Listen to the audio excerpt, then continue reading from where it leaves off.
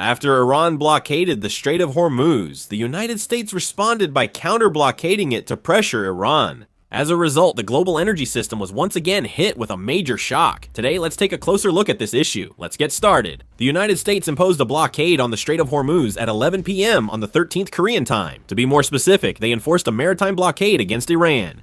President Trump announced during a meeting with reporters at the White House that the U.S. Navy's maritime blockade against Iran began at exactly 10 a.m. The blockade is still ongoing. Wall Street reports that over 15 warships have been sent for the maritime blockade. The United States chose this blockade strategy for the following reason. The prevailing assessment is that this is America's decisive move. The ceasefire negotiations between the US and Iran, held in Islamabad, Pakistan on the 12th, ultimately broke down. This is because the differences between the two sides are too great. Talks collapsed due to major US-Iran disagreements over control of the Strait of Hormuz and uranium enrichment. However, it appears that the US has blockaded the Strait of Hormuz in order to put greater pressure on Iran. Above all, this blockade of the Strait of Hormuz seems to be aimed at completely cutting off Iran's financial resources, although the strait had been blockaded before too. Ships related to Iran were still able to move around freely. Also, ships from countries like China and India were able to operate as well. But now, the United States has declared that it will block all ships that have Iranian ports as their point of departure or destination, so Iranian ships themselves are being blocked. One of Iran's sources of funding has been cut off. Above all, there are continuous reports that Chinese ships are currently carrying weapons to Iran. If the US Navy blocks this, they can stop weapons from reaching Iran. The US's counter-blockade in the Strait of Hormuz has already made oil tankers turn back. 2 Chinese oil tankers attempted to pass through the strait but were blocked by the US Navy. They even tried using signal spoofing devices. But the US Navy noticed this and issued a warning. Both oil tankers ended up turning back. Iran has vowed to retaliate, with the Iranian Revolutionary Guard condemning the actions as piracy and saying it has many ways to attack. This has further increased tensions around the Strait of Hormuz. Many media outlets say if the US tries to block the Strait of Hormuz, Iran might respond militarily, breaking the ceasefire and possibly reigniting war. Iran claims the Strait of Hormuz as its territorial waters, but international law recognizes it as an international strait allowing free passage.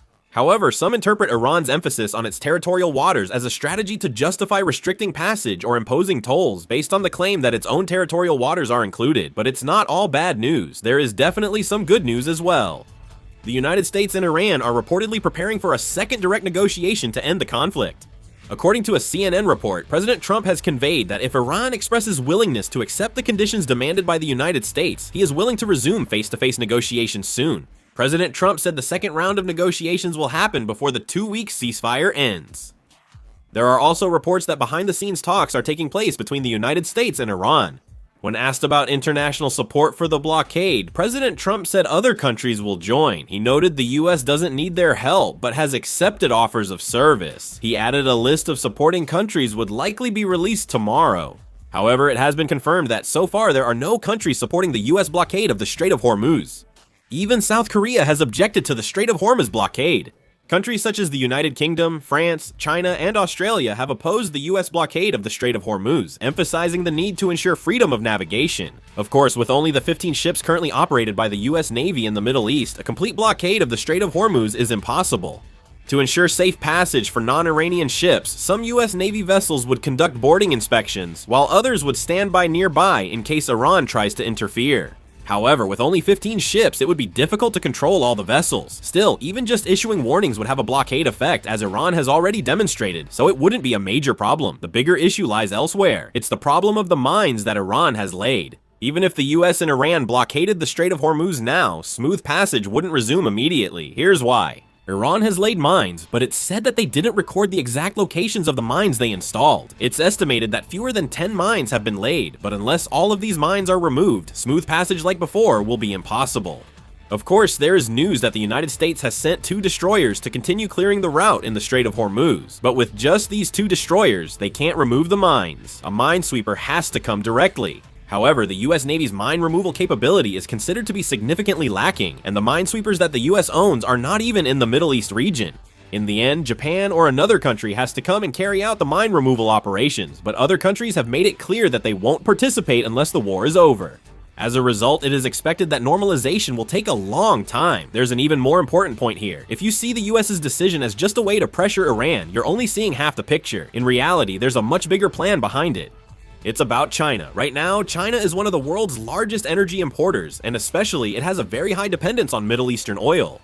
If the Strait of Hormuz is destabilized, China's economy will be severely affected, which appears to be the United States' target. They've built a system that blocks Iran's exports and pressures countries that had been buying that oil. For China, this limits its options. China will be forced to either secure oil from other regions at higher prices or reduce its industrial production altogether, and that's not the end of it. They also plan to restructure the supply chain. Previously, energy mainly flowed from the Middle East to Asia, but now the supply is being forcibly shifted to the US, North Sea, and South America. In this process, the United States can boost its influence as an energy supplier while disrupting China's supply chain. Even its allies aren't exempt. Countries such as Korea and Japan face the same shock. These countries too become targets of US pressure, and as the energy crisis worsens, dependence on American crude oil and LNG will rise. This maintains alliances while tightening control, narrowing options to pull them into a US-centered system. Currently, as tensions rise around the Strait of Hormuz, East Asia, not the Middle East or the US, is suffering the most. On the surface, it looks like the United States is pressuring Iran, but if you look at what's really happening, this pressure is actually strongly aimed at all of Asia, including China. Even more concerning, America's allies like Korea, Japan, and Taiwan, with fragile energy systems, are also being affected. With almost no domestic production, any import block severely disrupts their industries, as current figures show. Crude oil shipments to Asia have dropped from 13.4 million to about 4 million barrels per day. Over 70% has evaporated, raising concern. With about 20% of global energy shipments passing through this route, Asia is hit first. Oil refiners in each country are now competing to survive, aggressively buying crude oil from the US, North Sea, and South America. The problem is that this supply itself is not enough. Supply has decreased, but demand has stayed the same or become even more urgent. In that case, the market moves in one direction, prices go up. In fact, in the spot market, deals are being made where buyers are saying they'll take whatever is available right away. This situation is much more critical for Korea and Japan. China has its own production and has secured some overland supply routes with Russia and Iran. But for Korea and Japan, if maritime transport is blocked, there are almost no alternative routes. For energy-intensive industries like refining, chemicals, and steel, rising crude oil prices and supply delays can disrupt production. This affects not only individual companies, but can impact the entire national economy. The main issue is that the longer this continues, the worse things get. Initial reserves help, but if supplies stay blocked, stockpiles will eventually be depleted. From then on, securing supplies becomes the main challenge, not just price. Europe and Asia are already competing for the same quantities globally. When this happens, East Asia's options become increasingly limited. They either have to secure supplies, even at high prices, or endure by reducing industrial operations. Either way, economic damage is unavoidable.